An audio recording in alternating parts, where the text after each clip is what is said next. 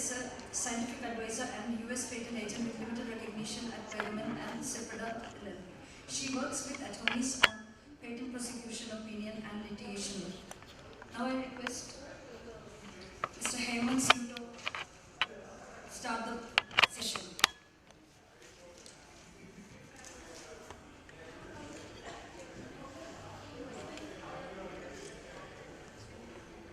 It seems most of the participants are still enjoying their coffee because that's a pretty crowded area there.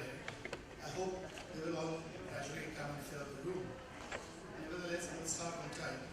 So, I have an interesting panel, as you all have just been introduced to them.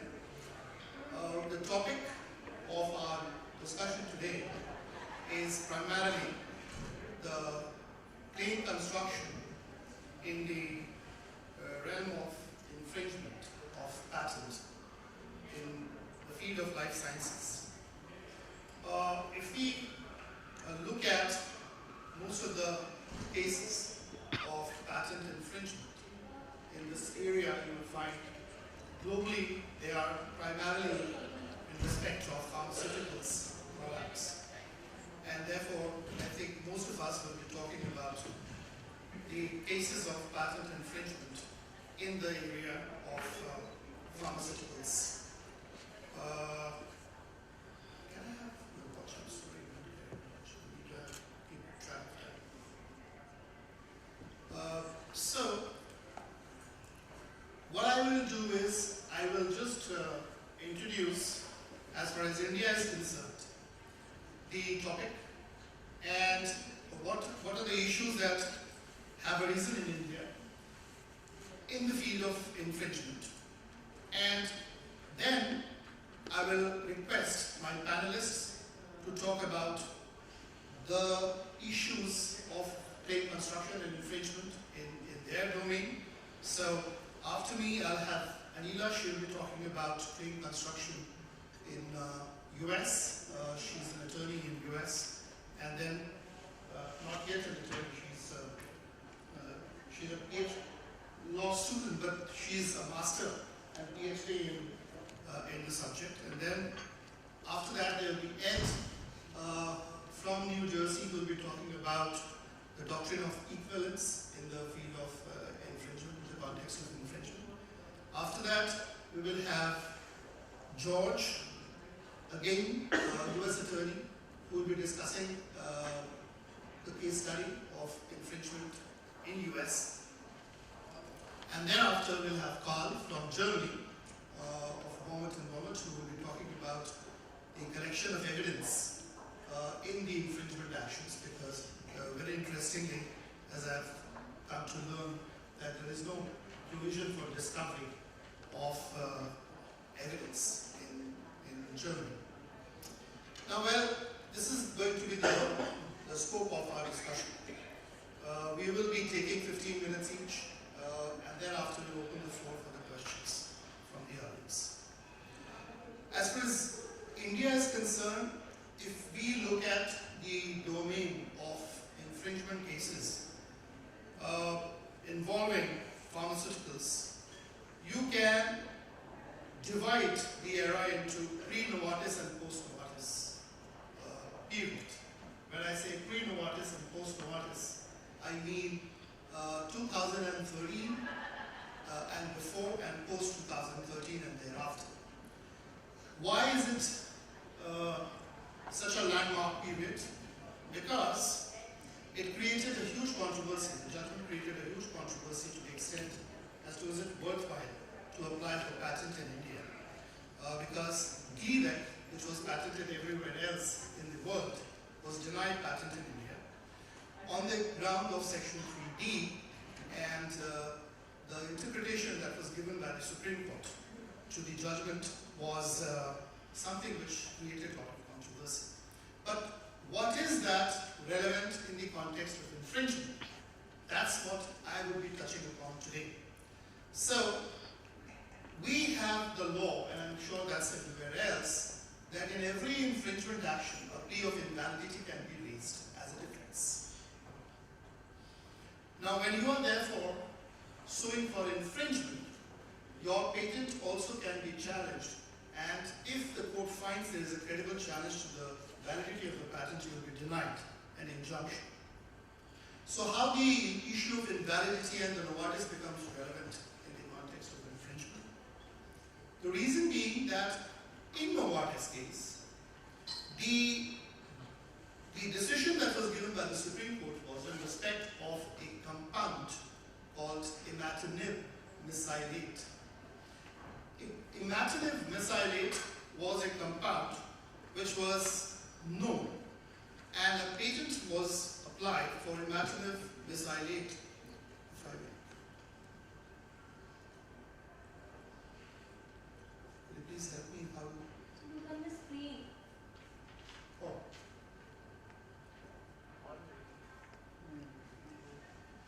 How does it go?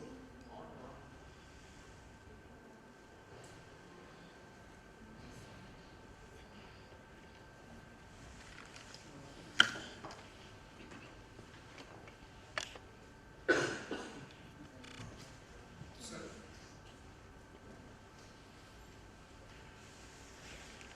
Okay. So I'll just first go to Novartis case. Just to explain as to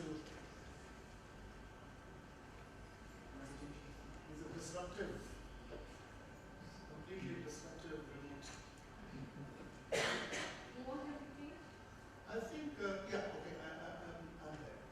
So now, as you can see here, this, these are just the brief facts for all of you to appreciate as to what's the context. So, imatinib mesylate was covered by a Zimmerman patent. And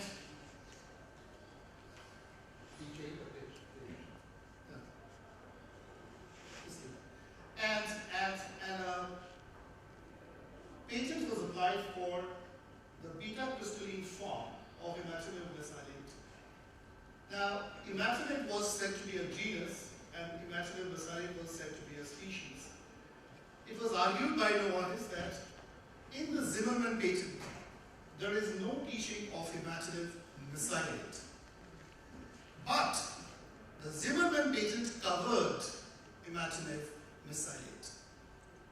Therefore, what was argued by Novartis is that the beta crystalline form is not a new form of known substance because imatinib mesylate was not known from the Zimmerman patent. Now, it was argued by the opposite side that when you say that Zimmerman patent covered imatinib mesylate, how can you say that it does not disclose imatinib mesylate? Because covered means it's disclosed. So Novartis said no. That's the fallacy that the court is making. There can be a coverage, but no disclosure. Now, this has been cited by various defendants in infringement proceedings repeatedly to say whatever is not disclosed can only that be said to be not covered, but if you say anything which is covered, then it amounts to it's already disclosed. Now, I wish to show that if you look at the finding which was given by the Supreme Court, this understanding is incorrect. Why this understanding is incorrect? What the Supreme Court said is there should be no wide gap between the coverage and the disclosure. The Supreme Court nowhere said that the coverage amounts to disclosure or the disclosure amounts to coverage. What it observed is that there should be no gap, and that's why we have introduced this paragraph.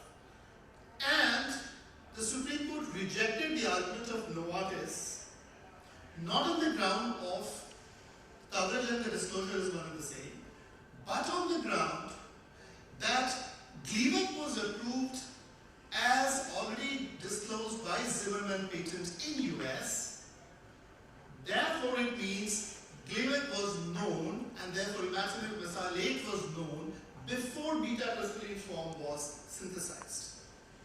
So, if you read the judgment in the context of the facts, what the Supreme Court said is the judgment which have been cited which you can see here. The Hogan decision, which was the basic decision, which was cited by Novartis to say the coverage and the disclosure are different, the Supreme Court said it doesn't apply to the facts of the case. So the judgment must be understood to mean not that the coverage and the disclosure is the same, but to mean it can be different so long, but it was just a passing observation made that there should be no wide gap between the two. Now this is very, very important aspect because this judgment is cited in every case. And I will show you how in this case. It's a recent decision where AstraZeneca had a patent called IN 907. It filed a suit for restraining infringement of IN 907. It was for ticagrelor, the drug ticagrelor. It was an IN 907 Indian patent. There was also a previous patent, which was a compound patent, being a Markush compound, IN 229. This patent had expired. So the Markush compound had expired. The species patent was sued for infringement. In India, we have this requirement of working statement which is to be submitted for every patent. The working statement which was submitted for the expired patent contained the sales volume of ticagrelor. Then in US, you have this orange book where a patentee has to mention what are the patents which cover a drug for which an approval is being granted.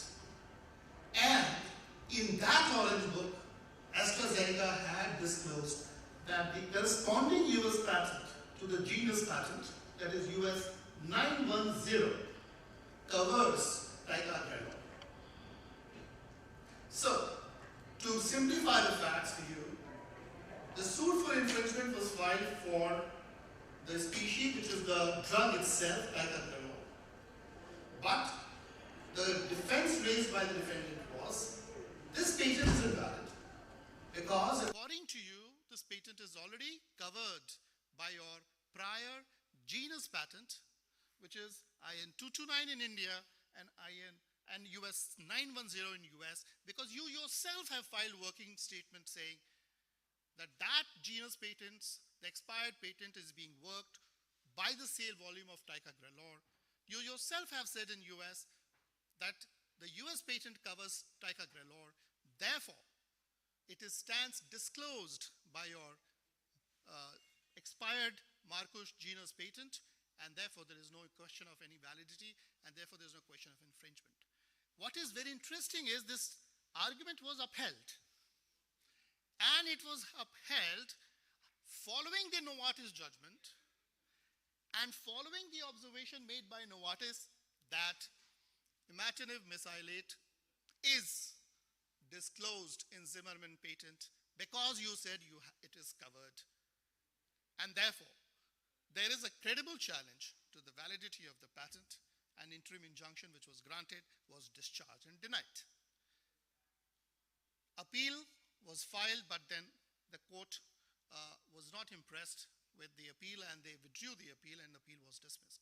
So what is the effect of this decision and why it becomes relevant in the context of infringement is that how do you enforce a species patent which is covered by a genus patent which is prior in point of time? It always happens. You never have a first patent granted for a successful drug.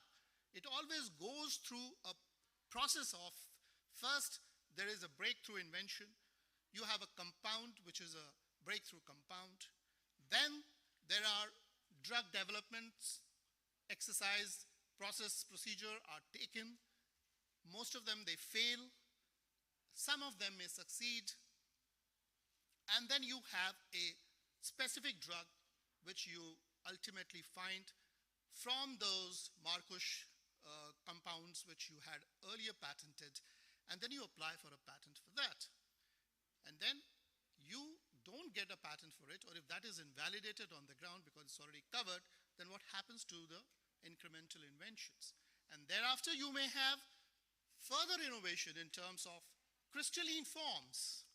So you may have first a Marcus compound, a Marcus patent, then you may have a specific drug compound, then you may have a formulation patent, you may have a crystalline patent, all originating from the genus patent. If this argument is correct, which has been upheld in the AstraZeneca, all subsequent patents will be invalidated and cannot be enforced because they will held to have been covered and therefore disclosed. Now, this is where we are at the moment as far as the Indian landscape is concerned. But the silver lining is we also have judgments where the courts, without touching upon, and because they haven't touched upon, therefore it requires to be argued and decided very specifically, but where the courts have upheld the plea of infringement in a subsequent incremental invention involving a polymorph or a salt form of a compound, earlier compound, which has expired or which has been subsisting. And I will quickly touch upon those decisions and then I will wrap up. So we have this decision which is very, very interesting. It was a case which was filed by Roche. The patent which was sued for was IN 774. This patent was granted in 2007. This was for erlotinib hydrochloride, a molecule comprising polymorph A and B. Subsequently, Roche applied for polymorph B in US. It was granted. It also applied for that polymorph B patent in India, which was rejected on the ground of Section 3D. Now, the drug which was sold in the market was not erlotinib hydrochloride in the polymorph A and B form. It was in polymorph B form, which was subject matter of a rejected Section 3D application. So when a suit for infringement was filed for the compound patent, the court compared the products, that is Roche product, which had polymorph B, and Cipla product, which had polymorph B, and the court said, you yourself have applied for the patent in the polymorph B, claiming it to be novel, claiming it to be inventive, and therefore not covered or disclosed by the compound patent. Please take your pick. You can't be saying both the things. You can't say that I'm entitled to a patent for the polymorph B, and now that you don't get that patent, you say, but now I'm entitled to the protection under the compound patent, and the plea was rejected. The infringement plea was rejected on this ground. But when the matter went in appeal, the appeal court said, that's a wrong test of infringement. Comparing product of the plaintiff with comparing the product of the defendant is a wrong test. The error committed by the trial judge is that the trial judge should have looked at what the claim is. The trial judge then should have looked at what the defendant's product is. And then the trial judge should have mapped whether the product falls within the integers of the claim of the compound patent. Now, if you do that exercise, which the appeal court did, it found, yes, polymorph B is not covered, is not disclosed, but you cannot synthesize polymorph B without first synthesizing the compound. So, though Section 3D patent has been rejected, the fact still remains that the compound patent is being produced to arrive at the polymorph B. Therefore, you are still infringing the compound patent. And therefore, the court gave a finding of infringement. Now, this is a case, if you look at it and compare it with AstraZeneca, polymorph B was not disclosed in the compound patent, but it was found to have been covered by the compound patent.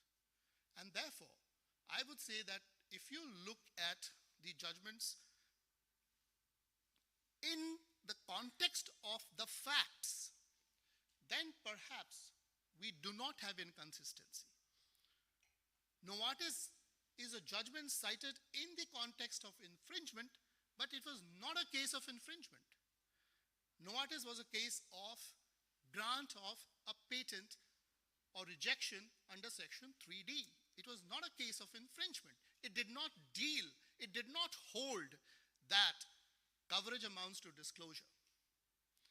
But as I showed you in the AstraZeneca case, the court applied the Novartis case and said, well, you have said it is covered, therefore disclosed, and therefore there is a credible challenge to the validity. But I will say, if you still read the fine print of the AstraZeneca judgment, it weighed in the court's mind that AstraZeneca should have made sufficient disclosure that they have a patent, which is a genus patent, and that patent, they have represented covers ticagrelor. However, it, despite coverage, does not disclose ticagrelor for A, B, and C reason, and therefore, the subspecies patent for ticagrelor is valid and is being infringed. This is something which AstraZeneca should have done, was not done, and that irritated the judge. So if you read the judgment in the holistically and not in isolation, I would still say that the issue is wide open.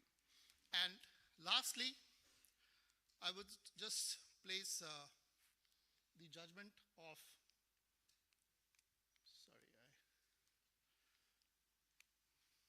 can you please go to the next slide?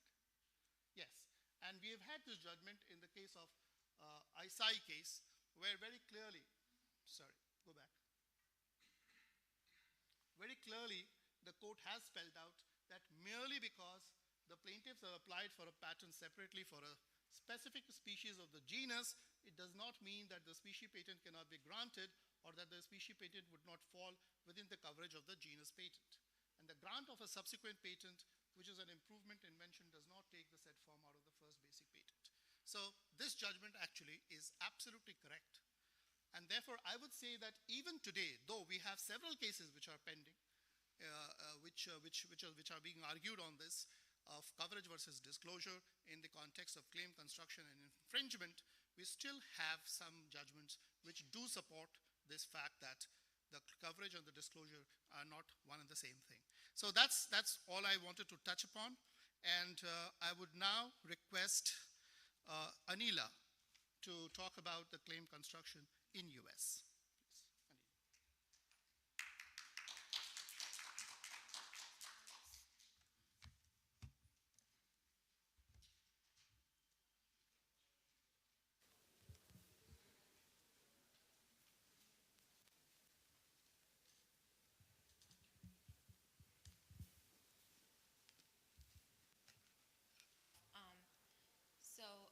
My name is Anila Kete.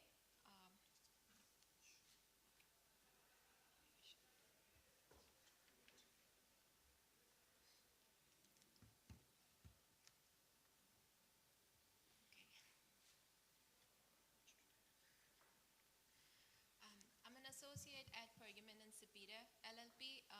We are a patent boutique firm in New Jersey. We specialize in pharmaceutical sciences, and we do both prosecution and litigation at our firm. My topic today is claim construction and direct infringement in life sciences. It's a basic introduction to claim construction under the US law.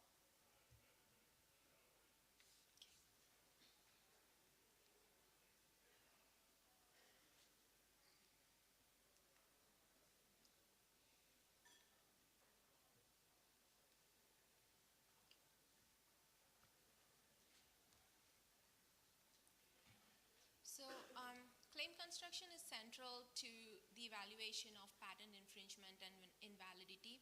It becomes really important on many issues such as enforceability, enablement, and remedies in infringement cases. And in US, claim construction is primarily based on case law. There's nothing in the statute that sets forth the framework for claim construction. And broadly speaking, there are two frameworks for claim construction in US. One is the broadest reasonable interpretation, or the BRI standard, construe the claims by their plain meaning. The plain meaning would be like the ordinary and customary usage by those ordinary skilled in the art in light of the specification of the patent. And the Patent Office adopts the BRI standard, and the other framework is the Markman-Phillips framework in litigation, where you analyze the claims, you construe the claims by analyzing the language of the claims themselves, the specification, the prosecution history, and how they all holistically would be understood by a person skilled in art. So the district courts in litigation generally adopt the Markman-Phillips framework for claim interpretation. And to talk about one of the landmark decisions for claim construction, which is the Markman versus Westview. So basically claim interpretation pre-Markman versus Westview were always determined by the jury as questions of fact. So Markman basically set forth two things, which is who construes the claims and how the claims are construed. So the Federal Circuit and Markman established the burden of claim interpretation as a matter of law to be determined by judges. And the rationale for this is that patent construction is a special occupation. It requires special training, and a judge having special training would be in a better position over a jury to correctly analyze the text of the claims and apply the established rules. And Supreme Court affirmed the decision by the Federal Circuit, and in doing so rejected decades of patent litigation where juries had been primarily relied upon to do the claim interpretation. So, and this case also caused a significant change in patent infringement litigation by the advent of the so-called Markman hearing, where it's a preliminary hearing held before the trial, where a judge hears the evidence and rules and gives the proper construction to the claims. And this becomes very important because most patent infringement cases turn on the proper claim construction, and so this hearing becomes very important in those cases. And the next is how to construe the claims. So basically Markman and the cases that came after Markman, they set forth how to construe the claims, and this was basically from the claim language, the specification, and the prosecution history. But then there was a considerable shift in how much weightage is to be given to each of those things. So, I mean, in terms of, so Markman also set forth that you can use external evidence, so not just the claims and the specification, but also expert testimony, like dictionaries and what a person, the general state of the art is. So all that would be the extrinsic evidence. So there was a considerable shift after Markman as to how much weightage to give to extrinsic evidence and how much weightage to give to intrinsic evidence.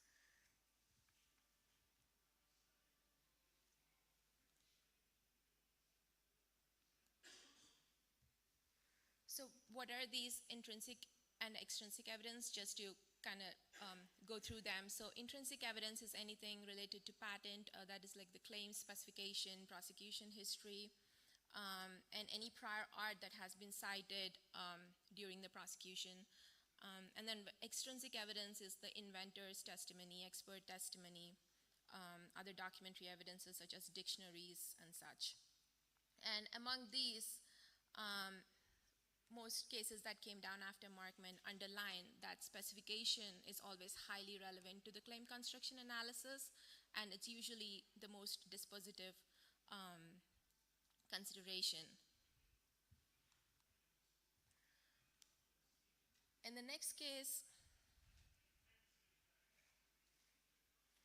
that kind of resolved how much weight to give to the extrinsic evidence was Phillips versus AWH, wherein it shifted the attention back to the intrinsic record, that was more important, and whatever extrinsic evidence that you're considering can better explain or, resolve ambiguous terms, but it should never contradict the intrinsic evidence in the patent. And so, coming to how exactly you would interpret claims, Phillips holds that ordinary meaning of a claim is the objective basis for construing patent claims. So what is ordinary meaning? Ordinary meaning is basically, if you look at this chart, I'm so sorry. If you look at the chart, so you go through initial interpretation,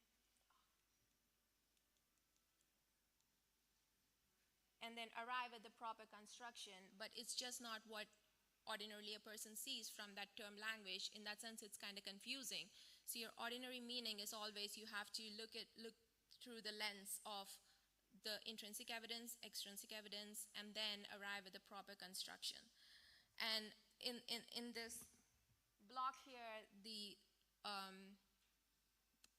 these are all kind of arranged in terms of the persuasiveness, so the specification being most persuasive in determining the ordinary meaning of the claim. And so in summary, courts interpret claims from the perspective of how an ordinary person skilled in the art understands the claim term in the context of the patent.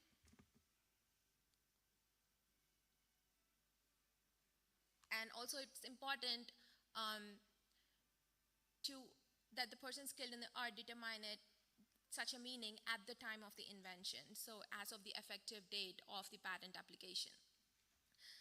And sometimes claim terms may be construed differently in a different patent, so because a court determined that a meaning in a certain patent was in a certain way does not mean that it has to be given the same meaning in another patent. So for example, in this case, Meridien versus MRI devices, the case basically turned on the claim language, which is substantially uniform magnetic field. Meridien argued that the magnetic field, that substantially uniform magnetic field should be construed as magnetic field that has largely, but not wholly, the same form throughout. And they made that argument based on a prior construction that the Federal Circuit gave in another case in a different technology. The Federal Circuit held that that does not matter because that's a different technology first, and then based on the specification and based on the patent, the instant patent, substantially uniform magnetic field is a field that was sufficiently uniform to obtain a useful MRI images. So consequently, based on that claim construction, Meridien claims were held invalid. Next, just kind of exemplify how a claim language, like a lay term such as "a," can be given different meaning based on the context, based on the patent specification. So in Meridien versus Stryker, Meridien patent claim was directed to a solution consisting of water and a sodium sulfate. So question in Meridien was whether that should be construed as a solution prepared from one or more sodium sulfates or a solution prepared from only a single sodium sulfate. So in order to determine that, the court looked at the specification, and in that context, like specification always set forth sodium sulfate. While they disclosed many sodium sulfates, all the examples only used a single solute. So that kind of formed the basis to interpret the word in this case to be a single sodium sulfate. And in contrast, in Braintree versus Novel Labs, where if you look at the claim here, a composition for inducing purgation of the colon of a patient, wherein the composition does not produce any clinical significant electrolyte shifts. In this case, the court interpreted A as one or more, in that at least one patient to whom suprep is administered will experience or has experienced no clinical electrolyte shifts. And they did this again in light of the specification.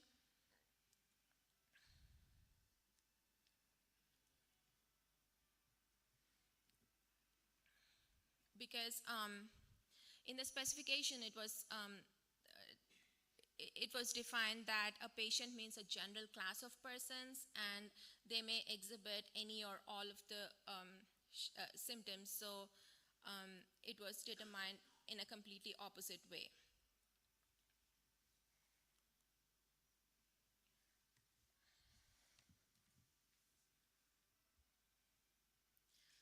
Okay, I'm just gonna skip this.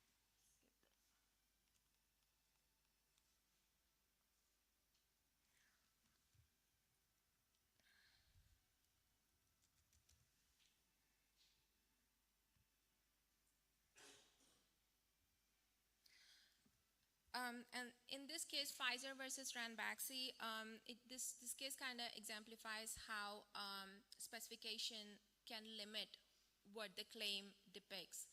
So Pfizer's claim was towards atorvastatin's calcium, and claim 1 of the 893 patent at issue recited a compound having a general structural formula with 2 chiral centers. And the parties agreed that the R trans isomer was specifically depicted.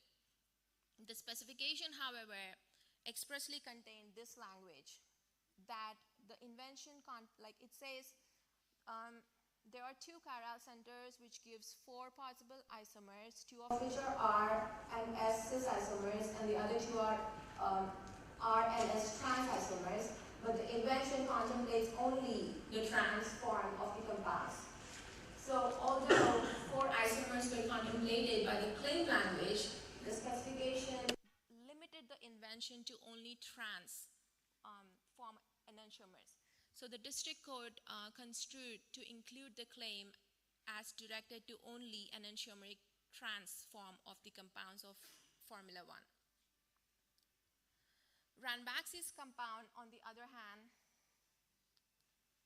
is an R enantiomer of atorvastatin sodium. So Ranbaxy argued that it was wrong to construe Pfizer's claim to embrace all trans form of the isomers, including enantiomeric atorvastatin calcium. So Ranbaxy was basically arguing that the claim should be limited to trans racemids. But Federal Circuit said, no, that's not proper because there was no further disavowal. That is, the specification does not further limit the trans isomers to racemids, and it doesn't limit it to just the racemids. So claim 1 was correctly construed to include enantiomeric trans forms of the compounds. And then I'm just going to quickly cover one last case. So just to show how a person skilled in art, the effect of the person skilled in art to a case. So this case, Merck versus Teva, involved a claim where a method of treatment of urolithiasis with an effective amount of 4-amino-1-hydroxybutane bisphonic acid. So this is, it just says the chemical compound name, it doesn't say the salt of the compound. And Teva's ANDA was for the monosodium salt. However, when it came to the determination of the claim language, Federal Circuit held that Teva's product was infringing on the claim, and it was because from the perspective of one ordinary skilled in art, the specification and prosecution history covered treatment. It was obvious that it covered a pure acid or a salt form. Therefore, the Teva was held to be infringing Merck's claims in this case. So I think my time's up. So thank you everyone for your attention.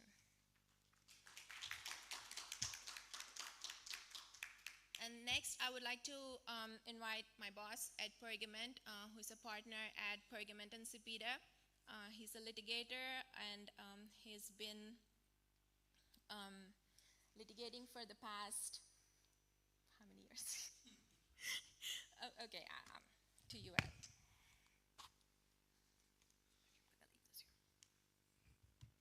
Can you open it for me? Thanks. Okay. Okay, first this thing, okay?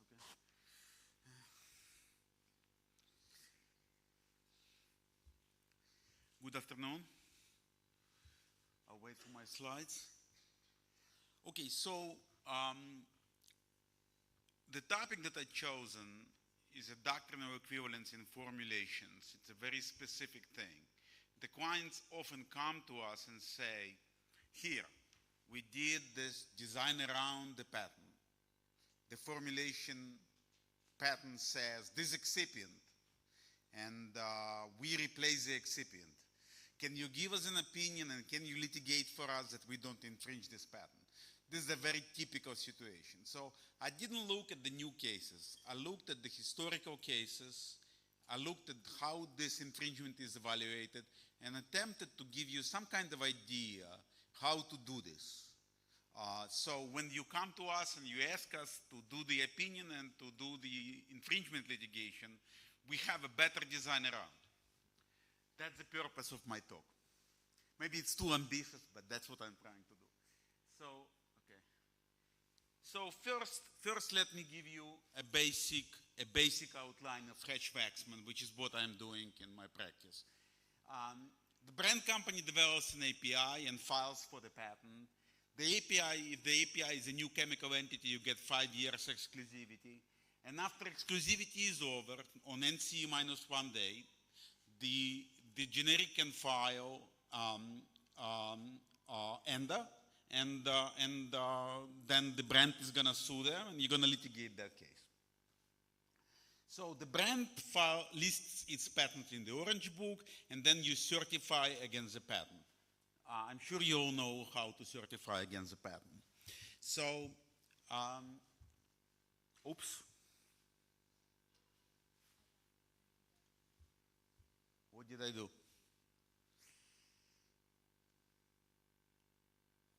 Okay. Let me change the slide. Okay. So how the infringement is evaluated? You know, we all give you cases and we talk about it, but basically evaluation of infringement is reading the claim onto the accused product. It's very critical that you don't read the accused product onto the claim. You read the claim onto the accused product, okay? If the claim has A, B, and C, and the product has A, B, C, and D, and the claim says comprising, there is infringement. If the claim says A, B, and C, and the product has A and B, there is no infringement, okay? That's the basic outline of infringement analysis. If an element of the claim is not found in the accused product exactly, literally, like Anila discussed, so in that case, there is a possibility of infringement in the United States, and other countries, many countries have the same thing, doctrinal equivalence. So the typical scenario that a generic company will do is they will replace an excipient, or they will change concentration, or they will change the pH, or they will change something that claim requires, and then say we don't infringe. It's a very common scenario. So I looked at 3 cases quickly, which basically had that scenario. So the first case is the old case on nifedipine. The claim said from 1, let me look at this for a second. The claim said from 1 to 4 meters square per gram. It's a specific surface area of the API, right? Elan initially filed, okay, and the Elan formulation, which is the generic, had 5.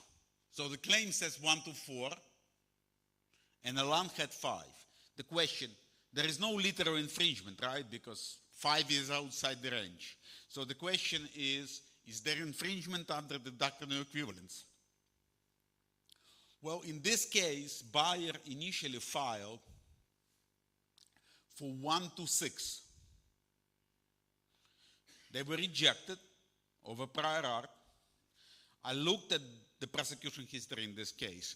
They really didn't have to amend the claims.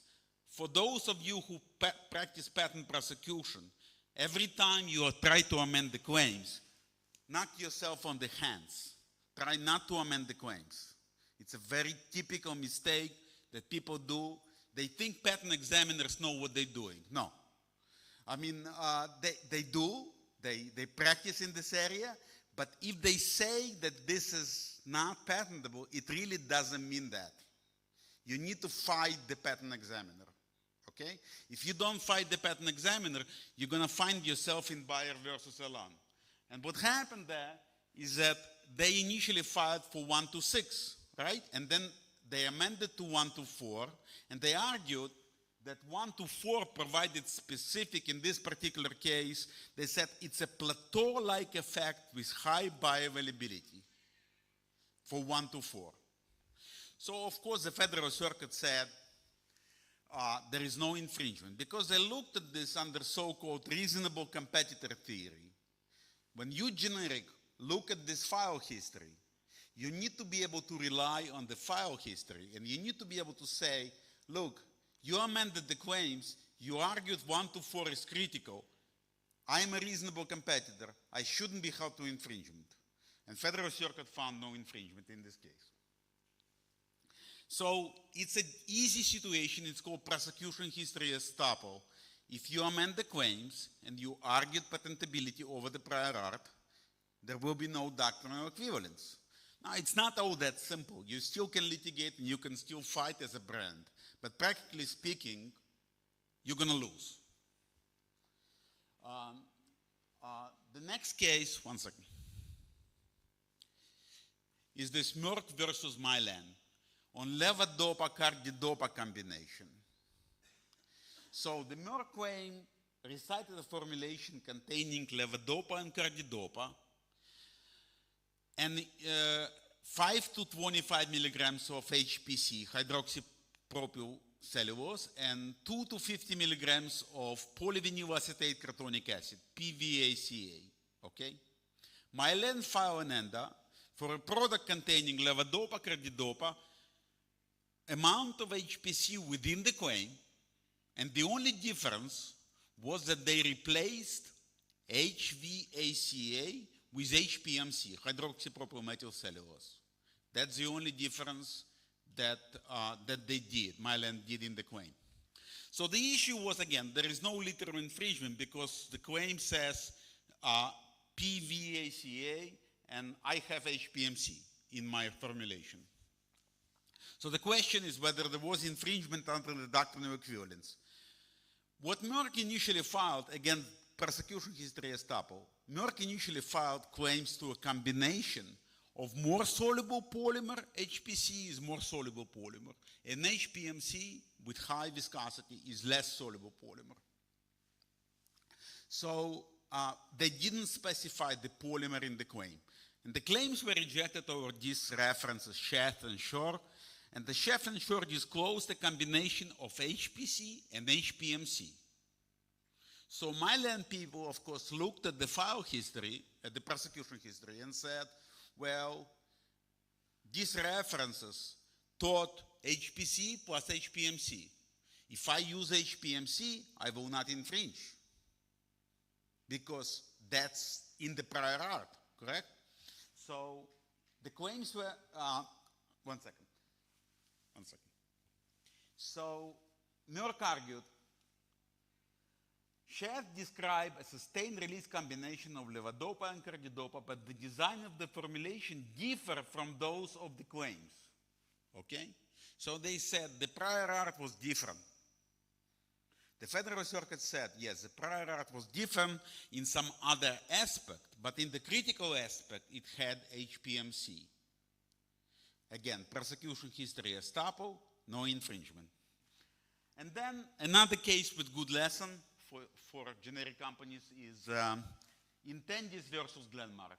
I had some relation with that case. So, one second. Okay, so Bayer holds NDA for Finacea gel. It's a dermatological product which contained azelaic acid for topical treatment of inflammatory disorders. Claim of the patent in suit recited a composition that comprised azelaic acid, at least one triacylglyceride, and lecithin, right? In the patent application, triglyceride and lecithin were not identified as penetration enhancers. Were not. Were identified as emollients. Let me see 1 second. Were identified as emollient and emulsifier. But Glenmark made a mistake on the regulatory side, which is a good lesson for generic companies. When they negotiated ENDA with the FDA, they said lecithin and triacylglycerides are penetration enhancers in the brand formulation. And they also identified their penetration enhancer as a myristeric acid, as penetration enhancer. So the Federal Circuit said, you replaced 2 penetration enhancers with 1 penetration enhancers, infringement under the doctrine of equivalence based on your representations to the FDA. So the lesson here is the patent people inside the company have to talk to the FDA people inside the company and make sure that FDA people don't say anything stupid, okay? Which is not easy to do, but possible. That concludes my talk. Thank you very much.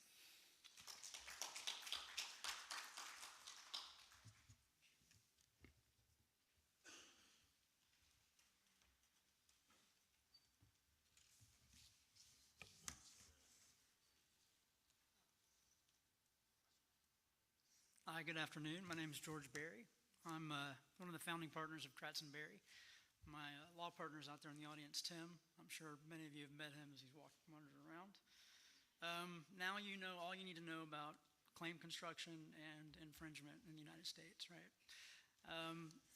We've covered a lot, and I don't think I'm going to add to your body of knowledge, but I'm going to offer an illustration from my own personal litigation history as a lawyer.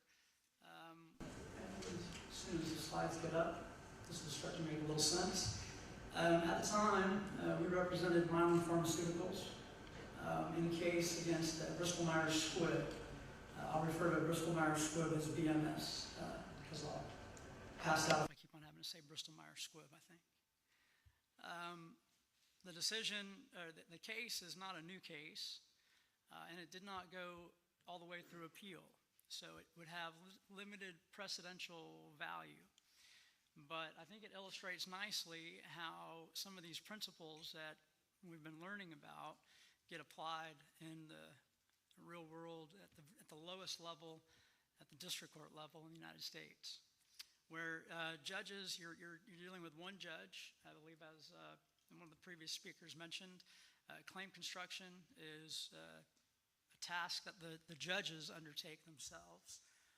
In Hatch-Waxman cases, unless there's been an at-risk launch of product, the cases do not involve damages, and so the cases are also decided by a judge. There's no jury. And judges are human. So at the district court level, you have one judge. It goes up on appeal, and typically there are 3 judges on an appellate panel who get to deliberate and bounce ideas and thoughts off each other, and they tend to get it more right than the district court sometimes. The interesting thing about this case is the district court actually reversed its own claim construction decision. So I'll get into the details in just a moment, but here at the claim construction part of the case, the judge issued a ruling that was very favorable to Mylan. Only to then, after trial, completely reverse his ruling and snatch the victory. Let's see here. There we go. So the case arose out of Mylan's filing of an abbreviated new drug application for a generic version of BMS's Cystiva product. The active ingredient in Cystiva is efavirenz, and the slide you see now provides 2 illustrations of the molecular structure of efavirenz. Efavirenz is a, make sure I get these right, reverse transcriptase inhibitor, and it's useful in the treatment of HIV and AIDS. It exists in several crystal forms, also called polymorphs. And the patent at issue claimed to have characterized these forms using powder X-ray diffraction.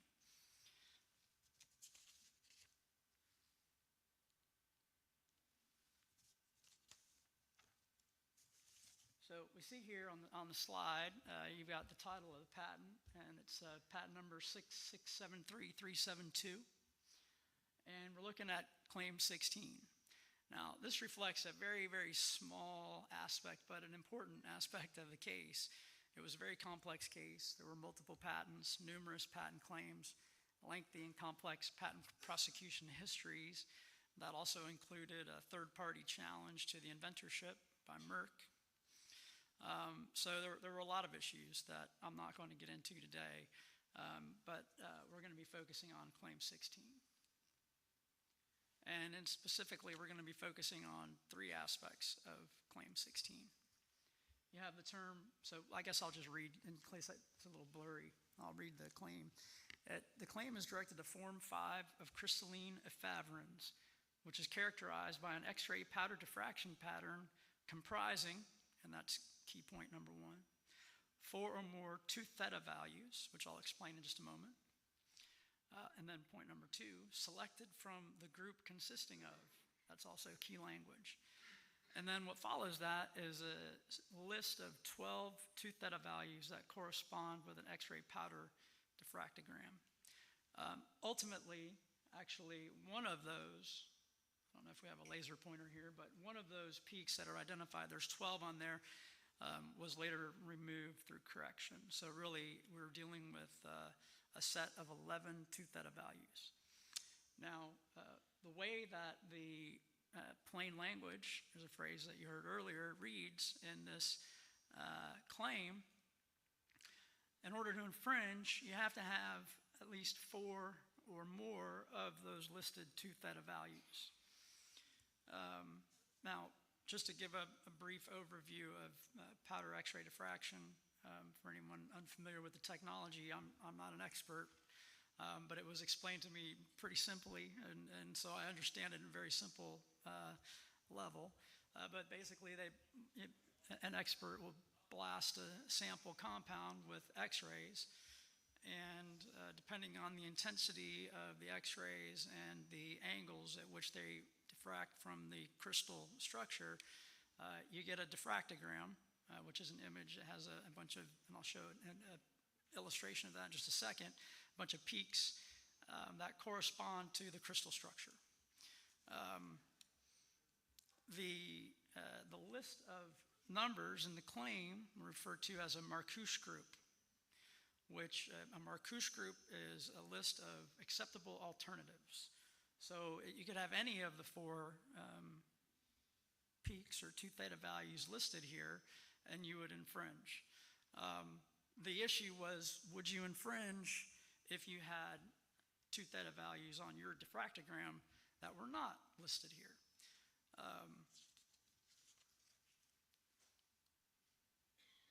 So here is an image of the diffractogram that I mentioned. And you see, when I look at this, I see lots of things.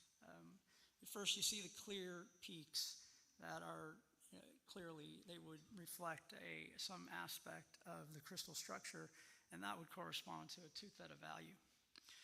You also see little bumps that are debatable as to whether they would constitute a quote-unquote peak that would be characterizing the sample. And then you have a lot of noise. So that's the fuzzy stuff that's really small and indefinite. And the noise can come from a variety of, it can come from impurities, it can come from, I imagine the equipment itself can provide some of that. Getting back to claim 16 now. So claim construction principles say that the word comprising, which Ed mentioned this before, is open-ended. And what that means is when a patent says that it's comprising A, B, and C, that means you infringe if you've got A, B, and C, even if you also have D. It doesn't restrict your product from including other things that are not listed in the claim. In this case, however, following the word comprising, you have the other key phrase, which is selected from the group consisting of. And clearly established claim construction principles dictate that that is closed language. And therefore, if you had, at least that was our argument, if you had two theta values that were not listed, then you would not infringe, even if you otherwise met the limitation and had 4 or more of the listed two theta values. Now, that's how it seemed like it was going to work out for us. And to be clear, it's not a slam dunk when you have Marcuse language that works against the patentee, like we do in this case. It's a presumption. So the closed language is presumed to be closed, but you can overcome that presumption. However, the courts have made it clear, and the Federal Circuit has made it clear that it's a strong presumption. And so in order to overcome that presumption, the patentee has to come out with some clear evidence that contradicts what appears to be the intent to close the Marcuse group. You can see up here are two proposed alternative constructions that the parties fought over in court. And you can see in Bristol-Myers post-construction, they're concerned about that language because they're trying to get around the closed language by saying that the two theta values are not necessarily limited to the 4 or 6 two theta values, whether selected from the group or not. The court disagreed. Court's construction adopted Milan's construction and said, on balance, the court agrees with defendants that the Marcuse language, quote, selected from the group consisting of, is fully closed and thus defines the limited range of possible two theta values within the scope of this term, notwithstanding the presence of the open-ended transitional phrase comprising. Bristol-Myers had tried to argue that the word comprising sort of opened everything else up after that, including the Marcuse group. The court disagreed. And the court went on further to say that plaintiff's proposed construction would effectively read the Marcuse language out of the claims. So we should have won, right? Because they had, Bristol-Myers, to prove infringement, all they had was a diffractogram of our product that had two theta values that were not listed. Now, it had two theta values that were listed as well, but it had two theta values in addition to that. Except the court decided it wasn't really happy with that outcome for some reason. And in the end, the court changed course entirely. So here we see just several months later, the court writes, BMS, on the other hand, contends that the word comprising in Claim 16 renders the claim open-ended, and that the transitional phrase consisting of, used in the Marcuse group, closes only the group of alternative two theta values, not the entire claim. The court agrees with BMS, and they found that we infringed. So the puzzle, the mystery to us was what changed? The law hadn't changed, the arguments hadn't changed, but what had changed was the court became familiar with our product. And go back here to this list of two theta values. So there's 12 here, listed here. 12.6 we can delete because they later deleted that. There were 11 peaks. Milan's product contained every single peak listed. So it really wasn't a close call, from that perspective. But we also had 1 or 2 additional two theta values.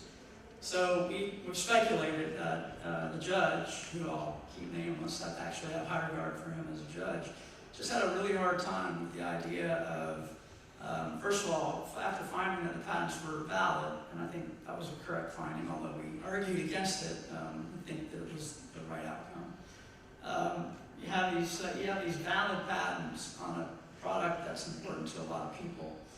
And I think he had a hard time with the idea of allowing a generic to come in, despite having every single peak that they claimed. Now, the judge reasoned and rationalized his decision, described it as a clarification, but I'm not sure how a complete reversal of your position is a clarification. So what's the takeaway? Well, I think they're primarily practical. I think we have to keep in mind that judges are human, and they're going to be, although at the end of the day, they're intelligent, educated, and I think very thoughtful, generally speaking, and try to get it right. They might be driven by things sometimes that don't fall squarely on the written page of the law. One thing we like to say in the States is the good Lord giveth and the good Lord taketh away. And as litigators know, and as their clients learn, when you're in the courtroom, the judge is God. I take some comfort in the fact that the parties settled on appeal, so I like to think that if it was the Federal Circuit, the judge would have been reversed.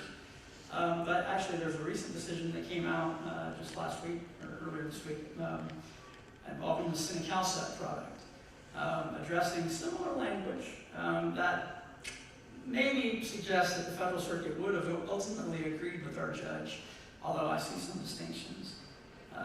But in any case, regardless of what you might else take away, I would say exercise caution in trying to predict outcomes based on a favorable claim construction ruling, because you just never know when they're going to take it away from you.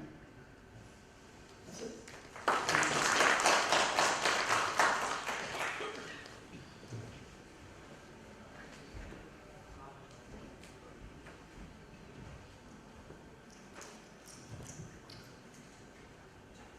Good afternoon, everybody. I'm the last one, so usually people start running out of the room. I will try to make it short, also to allow all of us to discuss some of the issues that have been raised in this session. Just to be sure about it, I'm not going to talk about claim interpretation. But I'm going to discuss an issue which might be of interest for many of you, because as far as if I have a look into this room, most of you come from common law jurisdictions. And you may not be acquainted with a certain issue which comes up if you handle cases in countries which are not following the common law approach, but rather the, as I say, the Roman law approach. So let's get started if I can make this one. Okay, yeah, it works. So, no, it doesn't work. Okay, first of all, most British US presenters, they start with a joke. Germans always start with a line out. I'm German, I don't know any jokes, so I have to start up with my line out. So, first of all, for you to get a grasp on the topic, I need to give you some short introduction into the German principles of evidence collection, because that is what I'm going to be talking about, how to collect evidence in German proceedings. It's important because there's a big difference to US or probably Indian proceedings as well. So first of all, next I give you a short introduction into the German provisions in the Civil Procedural Code, how to secure evidence in general, and then I'm going to touch a topic which is related to patent litigation especially. We call them the Düsseldorf proceedings, and finally, very short remark on how to collect evidence outside civil proceedings, namely foreign litigation or even criminal proceedings, because that can also be an important issue. So let's get started. First of all, introductory remark, common law versus Roman law. Basically, I call it a struggle of principles, and that is something that you have to be aware of if we discuss evidence collection and proceedings, civil proceedings in general, in courts. The common law system basically tries to find the truth. That is a philosophical concept, and basically it's very good to try to find the truth. The Romans, however, in 2000 years ago, in their legal system, they already knew on a philosophical basis that truth is relative. There is no truth. There is no absolute truth. So their legal system focused not on finding the truth. Their legal system focused on trying to find legal peace between the parties. They saw a conflict and they wanted to somehow solve it. They wanted to help the people to later live in the same society without continuing their fight. So their aim in civil proceedings was different. So coming from that, we have to find the following. In a common law system, if you want to find the truth, basically that is up to the court. So the judge must make sure that he finds the truth and that he forces the parties to tell the facts and disclose all the facts. That means also that each party can force, to a certain extent, the other party to disclose facts. Because I can tell my adversary, you have to tell the truth, and if the court is supposed to find the truth, all the facts must be known. So I can force, for example, by discovery proceedings, the other party to disclose facts. And that also means, for example, that I have the tool of cross-examination. There's a witness, and I can force this witness to tell the truth and to tell everything. I can fry the witness, right? So the Roman law doesn't know this. In the Roman legal system, the parties themselves decide which facts they actually want to disclose. Of course, if I do not disclose a fact which might be true, but not to my advantage, then I lose the case. So, but I can decide to lose the case. I can do that on my free decision. I myself am responsible to disclose facts. If I decide I'm not doing it, I won't do it. It is not possible, and it's not even allowed under the law, for the other party to actually spy out facts. It's simply not prohibited, it's not allowed, and the courts will not allow you to force the other party to disclose any facts. And also, we do not know cross-examination. Actually, in German proceedings, you will very, very rarely see any witnesses at all. So written proceedings, you will have witness statements in writing, you will have witnesses named, but the courts are very rarely questioning the witnesses, and the reason is very simple: we don't need them. So, and we don't have discovery proceedings. And that is very important. If you come from a common law system, you can basically hope that you will find a lot of information through discovery. In Roman law countries, as in Germany, you cannot rely on discovery because we don't have it. So the German Civil Procedural Code is basically based on Roman law, in addition some French law, which is similar. And the main principle is the principle of private autonomy of the parties. The parties decide. As I said, there is no basis for forcing the adversary to disclose any facts or for forcing the adversary to submit evidence. There's only one limitation: the obligation to truthfulness. So you cannot lie. Of course you can lie, but you're not supposed to lie. If they catch you, that's a criminal offense, and of course you're not supposed to lie.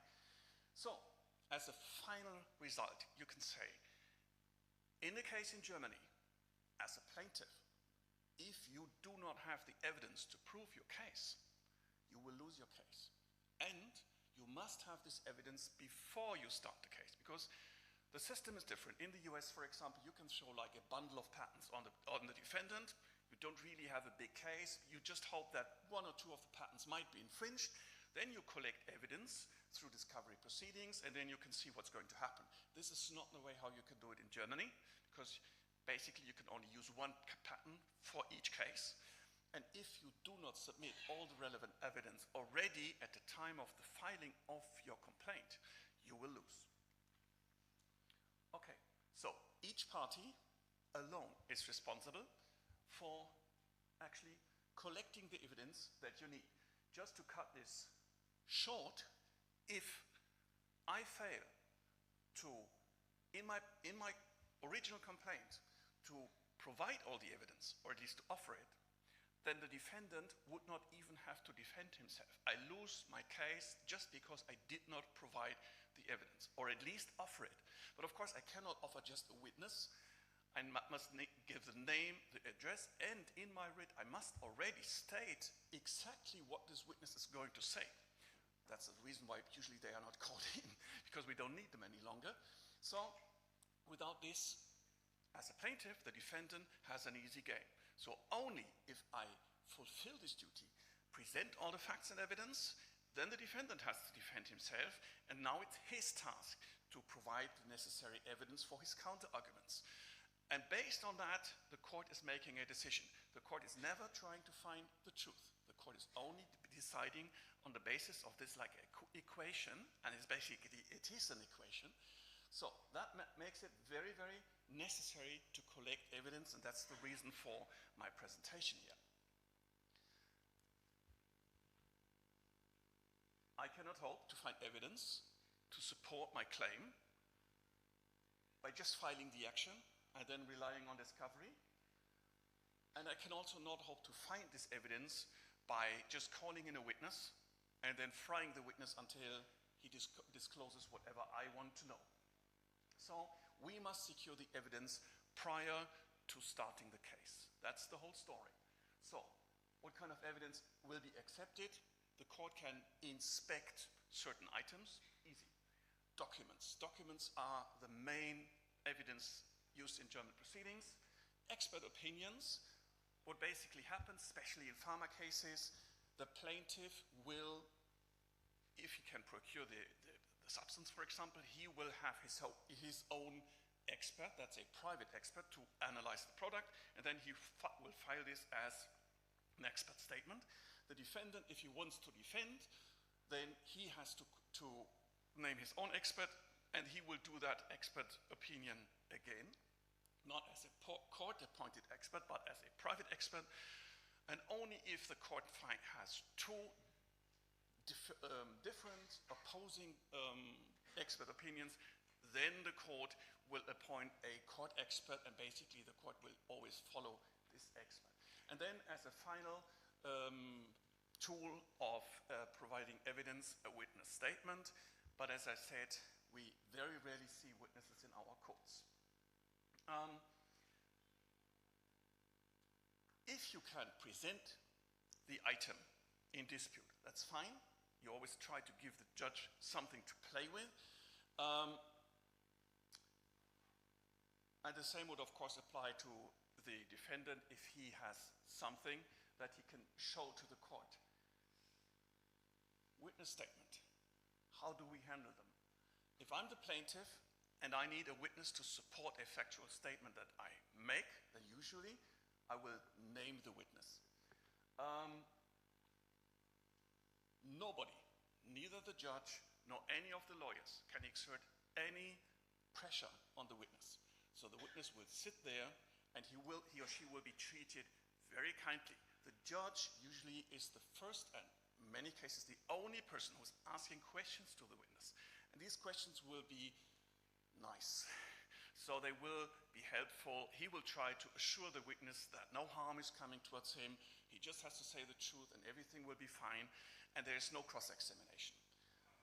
So in 99% of all the cases, witness statements in court are not sworn witnesses for a very simple reason.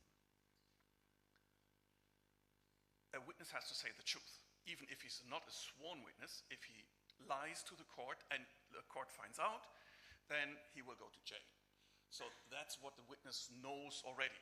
So then he makes a statement, and you have the feeling this guy is lying to me, or he's lying to the court. So what do? The biggest mistake you can make is say, okay, this is a clear lie, and I want the witness to be sworn in. Because what happens is, if the judge is swearing in the witness, what would the witness say? So he's made the statement already. So he has committed a criminal act already.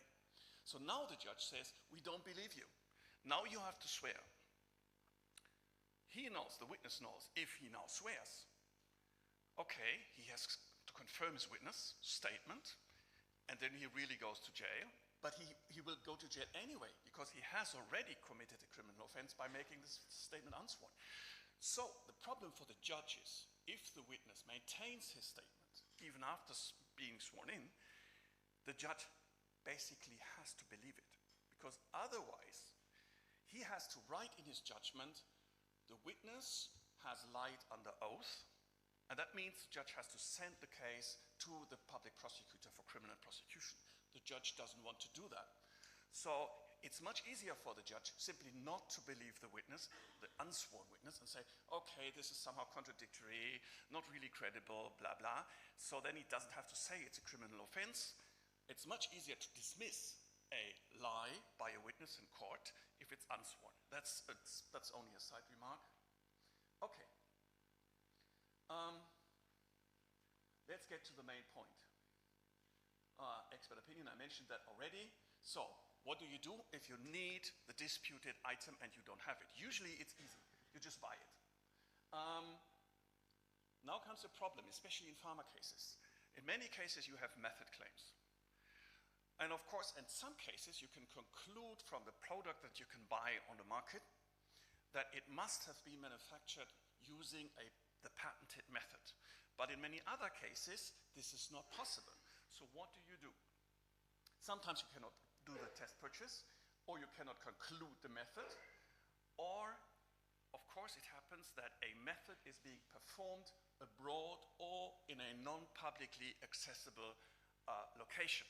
And that's where the difficulties for the plaintiff start, because he needs the evidence prior to filing his case.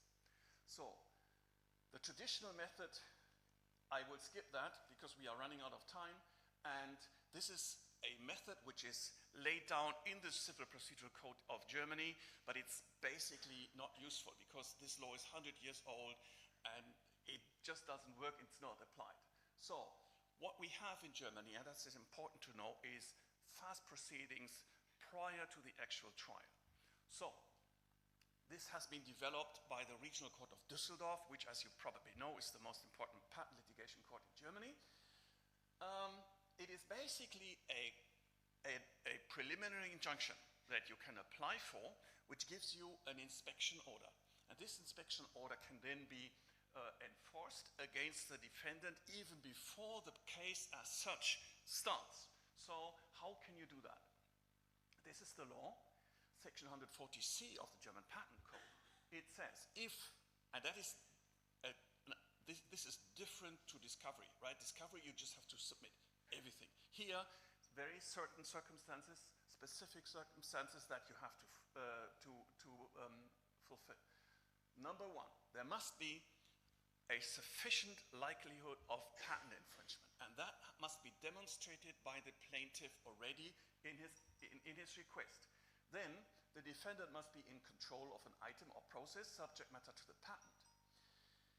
The rights holder must request for specific documents, so he must already know what he wants to see. He cannot just say, I want to see everything. He must know what he wants to see.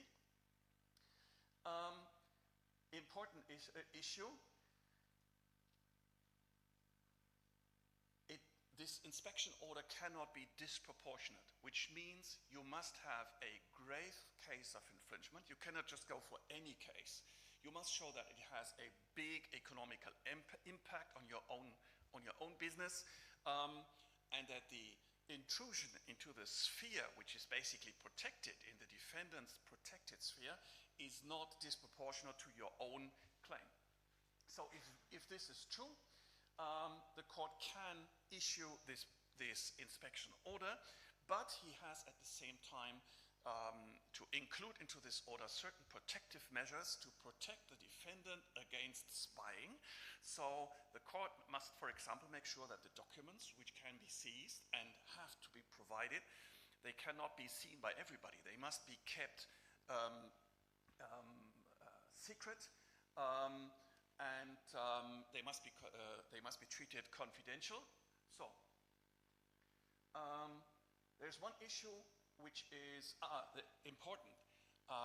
You must demonstrate as the plaintiff that there is no alternative to this inspection order. So you must demonstrate basically that you have tried to obtain the sample, that you have tried to find out all the information about the process that you are interested in, but you didn't manage. Maybe already you can show that the defendant behaved in a suspicious way, so he was trying to evade, so that would be a clear indication to the court something's wrong here. Then you might get your inspection order. Urgency. Some courts in Germany will only grant this injunctive order if the case is urgent, which means you have to take action within 1 month from obtaining full knowledge of the case. Only the Court of Düsseldorf does not require urgency for this, so even after 6 or 7 months or so, you could still obtain this inspection order if you can prove all the other requirements. What happens is that the court appoints an independent expert, that would usually be a patent attorney. The order also must contain a description of the item or the process which needs to be reviewed by this expert. The expert is instructed to provide a written opinion on his findings. There must be an obligation of confidentiality. That basically means that the expert cannot communicate with the lawyers or the parties. However, the defendant can involve his own lawyer, which can be a problem if there's inspection going on in your factory. In the morning, basically, the police is knocking at the door and says, "Good morning, we have an inspection order to enforce. Here is the plaintiff and here is the expert." And you say, "Oh, listen, I need my lawyer, but unfortunately it takes him 5 hours to be here." That's your problem. So, what does the defendant have to do? He must tolerate the presence of the expert. He must inform the expert of the location and also the place where the method is executed, if it's a method claim, which is usually the case. He must tolerate the examination of the disputed item. Okay. He must hand over documents to the expert, and he must tolerate copies to be made. The plaintiff himself cannot be present at the inspection, but he can send his lawyer. So, of course, you're not a very welcome guest if you march into that factory on that morning, but still you're there. So, if the expert opinion supports the claim, usually the plaintiff will immediately file a main action based on this finding, based on this expert opinion. Obviously, if the expert does not confirm the claim, then you will not start the case, and at the same time you have to pay the costs of these inspection proceedings. Two very short remarks. What you can also do if you do not find your evidence. Two options that you may have. Number one, you can go to a foreign country. Of course, in that case, you go to a common law country and then you use discovery proceedings. And that is always the big threat. If you have a case in Germany, you're the defendant and you believe they will never prove this because they cannot find the evidence. I've got this plant somewhere in Turkey and they are not going to find this. What the plaintiff can do is that he files a suit, usually in the US, and then he uses the discovery order by the US court to find the evidence, which is very expensive. But if it's a big case, you can do that. That means basically that if you are the defendant and you believe that you can rely on your hope that the plaintiff cannot find the necessary evidence against you, if it's a big case, you must prepare for your US litigation the moment that you receive the German case. You must already involve US lawyers to make sure that whatever you say in the German case is in line with what you later would have to say in a US case. And you cannot hide evidence in the German case, which you know that you will definitely have to provide in the subsequent US case. For example, I'm now involved in a litigation about inventorship, and basically, the client does not have an invention disclosure, which is nice for him in this case. So he could say in Germany, I would always say, sorry, we don't have it. But there is a document in the file which comes from another party, and that gives some indication of who the inventor really is. So we know that the US case is coming. If we hide this document now in the German case, we will look very bad in the US case for not having provided this document already in the German case. So you better find a way to submit this document in an unharming way in the German proceedings, just to have it introduced and not be found red-handed in the US case later. So that would be one option that you have. And the next is rather spectacular criminal investigation, because in Germany, like many other countries, a willful patent infringement is a criminal act. So what you can do is, and this is actually done very often in Germany, you file a criminal complaint. The poor public prosecutor, of course, has no clue of patent infringement, so he has basically to believe you because he has an obligation to investigate if he has reason to assume that a criminal act was committed. So you file a convincing criminal complaint. The prosecutor basically has no other choice. He has to investigate. How can he investigate? He will send in the police, he will seize the item, or he will have an expert inspect the facilities, which means you collect the evidence with the help of the public prosecutor. Be aware, this does happen every day in Germany. especially on trade exhibitions. There's ways to avoid it, but if you cannot avoid it, this is a way for the plaintiff to collect evidence against you. And this evidence can be introduced into civil proceedings. This is, now, we had one case, the police didn't use a helicopter, but they caught the managing director of the defendant on the highway. They stopped him, they seized the computer in his trunk and found the evidence which we needed in this car. So the police does help the plaintiffs, the patent owners, to enforce their patents. Okay, thank you. Can I ask you a question? Sure. Is absolute novelty in Germany? Yes. Yes, so if the plaintiff in a patent infringement, if the plaintiff in a patent infringement case has evidence that they sold the product before the critical date, they don't have an obligation to provide that evidence to the defendant? No. So, of course, it is a very good question if the plaintiff is well advised. If I know that my patent is not valid because there is no novelty, and I still decide to enforce the patent, of course I could hope that I'm not caught, right? So if I'm the only one who knows that this product has been on exhibition before, something like that, okay, I could hope that nobody finds out and then I could still go ahead. It would morally be highly problematic because I would enforce a patent which I know is not valid. But of course, many of us do that all the time. So. But if I'm not caught, then I could successfully enforce the patent. If, of course, the defendant finds out, then my patent is gone, and then I will lose my case. That's my risk. What do you do as a lawyer in that situation? I would clearly tell the client, don't do it. I would certainly ask him who knows about that.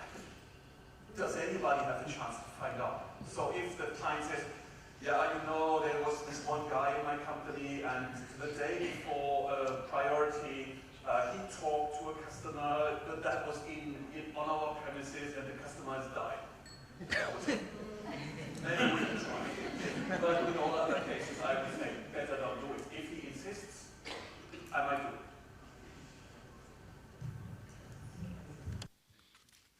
Thank you, Carl. Very interesting presentations by all the panelists, I must say. A lot to absorb and take home, I'm sure. We are out of time, but I'd be unfair to the participants here if I don't give you an opportunity to ask questions. So please go ahead, be brief, very, very brief. I don't want comments, just the questions. Certainly. Hello, everyone. I'm Pankuri from GIPC Services. Thank you, Carl, for enlightening us on how Roman law works in Germany. My question is to George. So for your case that you told us about, Bristol versus Milan, do you think that a lot depended on the judge for assessing infringement in this scenario? Do you think you would have, the case would have ruled in your favor had it been a different judge? Or do you think it's only this procedure which is followed by all the judges throughout the country?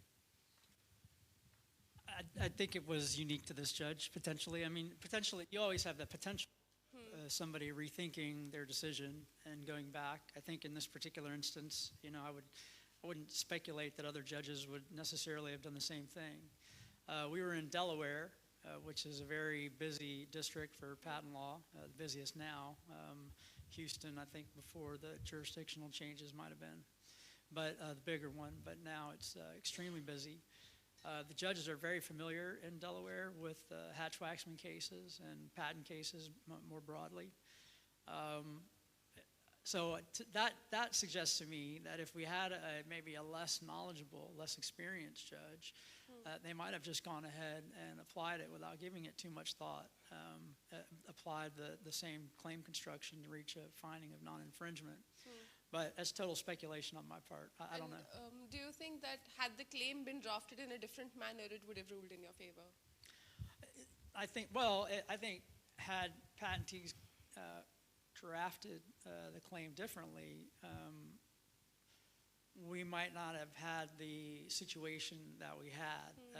Patentee, as I think Ed and his associate, I'm sorry, I'm forgetting your name for the moment, mention, the patentee is your own lexicographer, so you could claim a duck and describe a giraffe, and that's your choice. So they would have control of the language. Sure, I think they could have fixed that problem somehow. And the recent Federal Circuit decision on the Senate-CalSat case suggests perhaps using the phrase "at least" might have eliminated some confusion there. So instead of just saying comprising 4 or more, which arguably means at least, but if they had simply put "at least" in there, that's a phrase that the Federal Circuit has dealt with, and that would have provided some clarity, I think. Thank you. It's a good question. Thank you.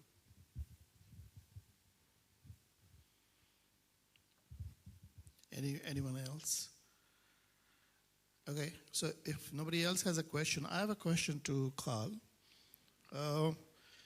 That you don't have this cross-examination. So invariably you must be having scientific advisors' opinions which are conflicting, provided by a plaintiff and a defendant. So is it that in every case the judge therefore goes for an independent court witness? And if so,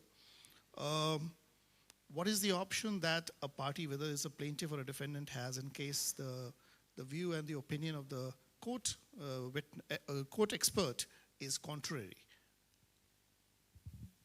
So basically, it happens in big pharma cases. Usually both parties would submit their own expert opinion. And of course, they would be diverging. It's basically up to the judge to decide. He can say, and it happens all the time, okay, I've got expert opinion A done by, let's say, Max Planck Institute. And I've got expert opinion B by Fraunhofer. So I don't know whom I could trust. So then he needs to appoint a court expert. But of course, there's other cases where the court says, okay, we've got this very reasonable expert opinion done by a renowned scientist. And on the other hand, we have an expert opinion which was, for example, done by somebody who's clearly on the payroll of the defendant or the plaintiff. So the judge can say, okay, I believe expert A. If the judge appoints a court expert, which I have to say German courts don't like to do. It's only about 10% of all the cases where the court will appoint a court expert.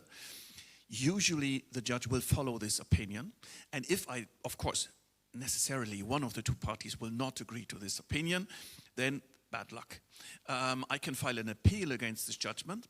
I can try to appeal against the decision appointing this expert, but usually that will be discussed between the parties and the court beforehand.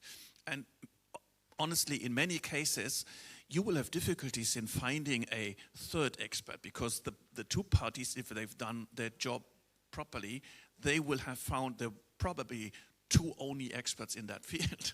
So finding a third one is not easy. So you agree on them, and usually the court will follow his opinion. And in cases of the documents which have been filed by both the parties, and the judge is not going to have the advantage of cross-examination to find out the truth, how does the judge decide as to which one to, is it his own interpretation, his own understanding? Yes, okay. But you must bear in mind that the two courts in Germany who handle these cases, Düsseldorf and Mannheim, they are highly experienced. They are responsible for handling 80% of all the patent litigation cases going on in Europe. And inside Germany, they handle more than 80% of all the German cases. So they hear hundreds of cases every year, and they have an astounding expertise. So even without being technically trained themselves, and even though they handle cases from all technical fields, it's surprising to see that they really have a very sound assessment of right or wrong in technical issues. So I've never seen a judge following an expert who was not correct. So they find out if the expert opinion is reliable or not. Thank you very much. I think that's a very important point, and you can understand the distinction that we have in India.